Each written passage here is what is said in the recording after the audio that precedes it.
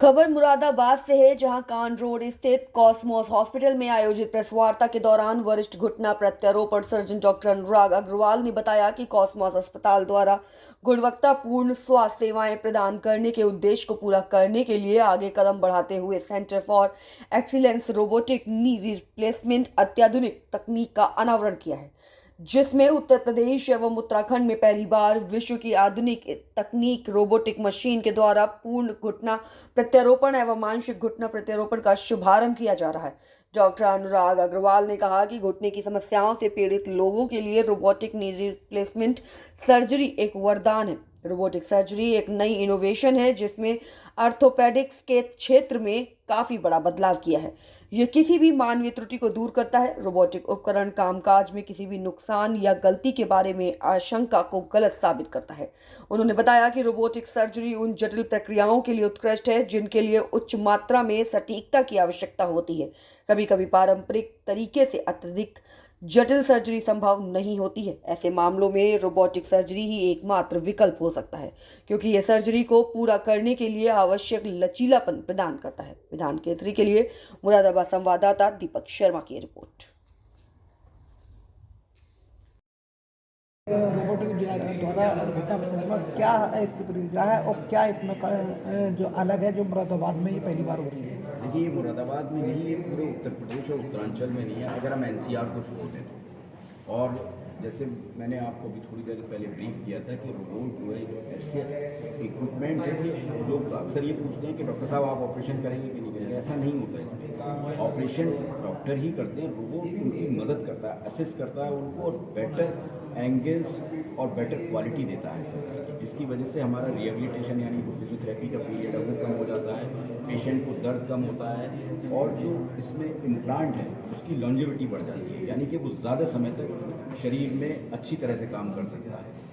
क्योंकि इसकी वजह से जो एंगल्स क्रिएट होते हैं, इसकी वजह से जो भी जिन लेवल पे हम काटते हैं बोन को और जिस एंगल्स पे काटते हैं उस पर प्रेशर बिल्कुल नहीं आता है, जिसमें कि नेचुरल बॉडी में आपके प्रेशर रहता है। ये नहीं कि किसी तरफ आपके एंगल गलत होने से प्रेशर ज़्यादा हो गया, किसी तरफ कम हो गया। घुटनों की जितनी भी चारों तरफ की जो भी डायमेंशन है वो उसी तरह का प्रेशर लेती है जैसे कि आपका कुदरती प्रेशर आता है। डॉक्टर साहब, ये रोबोट जो है इसे मतलब मुरादाबाद में हमने लॉन्च कर दिया, आसपास जिलों में कहीं है या नहीं? पूरे उत्तरांचल उत्तर प्रदेश में नहीं है अगर हम एनसीआर को छोड़ दें। इस तरीके के ट्रीटमेंट में कितना समय लगेगा ऑपरेट करने में? ऑपरेट करने में कोई 10 मिनट का एक्स्ट्रा टाइम लगता है नॉर्मल। सर, कॉस्टिंग क्या रहेगी इसकी? आम आदमी की पकड़ में है? नहीं, आम आदमी की पकड़ में थोड़ी कॉस्टिंग इसकी बढ़ जाती है क्योंकि इसके डिस्पोजेबल्स होते हैं। जैसे कि हम लोग गाउन पहनते हैं, डॉक्टर्स सर्जन्स तब ऑपरेशन करते हैं, इसी तरह के गाउन और कपड़े जो रोबोट को भी पहनाए जाते हैं। एक तरीके से मोटी भाषा में आप ये समझ लीजिए, क्योंकि वरना वो स्टेराइल फील्ड में घुस नहीं सकता, वहाँ पे इन्फेक्शन हो जाएगा। ऐसी थोड़ी आप किसी चीज़ को लगा देंगे तो उस डिस्पोजेबल की कॉस्ट ऐड हो जाती है, इसलिए ये थोड़ा महंगा हो जाता है।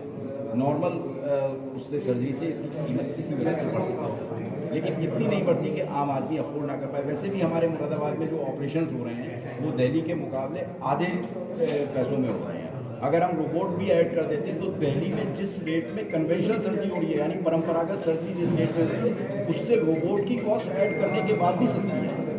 और ये तो ये बहुत बड़ी चीज़ है कि ये चीज़ आपको यहाँ पे मिल रही है, जो कि आप दिल्ली जाते हैं और इससे दुगने पैसे खर्च करते हैं। मतलब जो पारंपरिक ढंग से जितना पैसा खर्च होता है कन्वेंशन में, उसकी भी कम में रोबोट के साथ हमारे यहाँ खर्च होगा पैसा। तो मेरे ख्याल से कॉस्ट का इतना बड़ा कोई दिक्कत नहीं आनी चाहिए। डॉक्टर साहब, समय की बचत होगी और जो आपके साथ आपके सहयोगी रखते हैं तो उसमें कहीं ना कहीं बचत होगी। हाँ, मैन पावर भी इसमें कम हो जाती है क्योंकि रोबोटिक आर्म काफ़ी कुछ काम करती है। जैसे कि पहले 5 लोग ऑपरेशन कराते थे, अब 3 लोग भी इसमें ऑपरेशन करा सकते हैं क्योंकि काफ़ी कुछ काम रोबोट को भी करना होता है। आपने और लोगों से बात की है जहाँ पे ये मशीनें काम कर रही हैं, कितनी सफलता मिली है? नहीं, इसकी सफलता कन्वेंशन के मुकाबले बहुत ज़्यादा है। तो मैंने आपको इसके लाभ बताए थे, फ़ायदे बताए थे, वो सब होते हैं और ये बहुत सफल है। अमेरिका में और विदेशों में बहुत हो रहा है और अभी इंडिया में ये मेरा जो 25वां इंस्टॉलेशन है, यानी 25-24 रोबोट और हैं इंडिया में इस तरह के। इस रोबोट को चलाने के लिए कोई ट्रेनिंग भी आपने? इस रोबोट को चलाने के लिए 2-3 बार ट्रेनिंग ली गई है और जब ट्रेनिंग का पार्ट खत्म होता है तभी ये रोबोट कंपनी जो है आपको देती है। उससे पहले आप रोबोट नहीं चला सकते, आपका सर्टिफिकेशन होता है ट्रेनिंग का, उसके बाद ही आप रोबोट यूज़ कर सकते हैं। आप इस क्षेत्र में बहुत समय से काम कर रहे हैं, क्या मानते हैं इस मशीन से कितना फ़ायदा पहुंचेगा लोगों को? इस मशीन से बहुत फ़ायदा पहुंचेगा, क्योंकि जो हमारी गुणवत्ता है, जो क्वालिटी है ऑपरेशंस की, वो बहुत बढ़िया, बहुत ज़्यादा एनहांस हो जाएगी, बहुत बढ़ जाएगी, और उससे मरीजों को बहुत फ़ायदा होगा। जो डॉक्टर्स इस समय कोर्स कर रहे हैं या फिर डॉक्टरी लाइन में आना चाहते हैं, उन्हें भी कहीं ना कहीं इससे बहुत कुछ सीखने को मिलेगा।